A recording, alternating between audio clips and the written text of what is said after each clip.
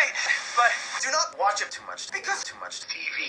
Change your perception. Reality. Stop getting invested in fake realities. TV is manipulating you. Following a level of excellence so high that anybody can get a little on the side.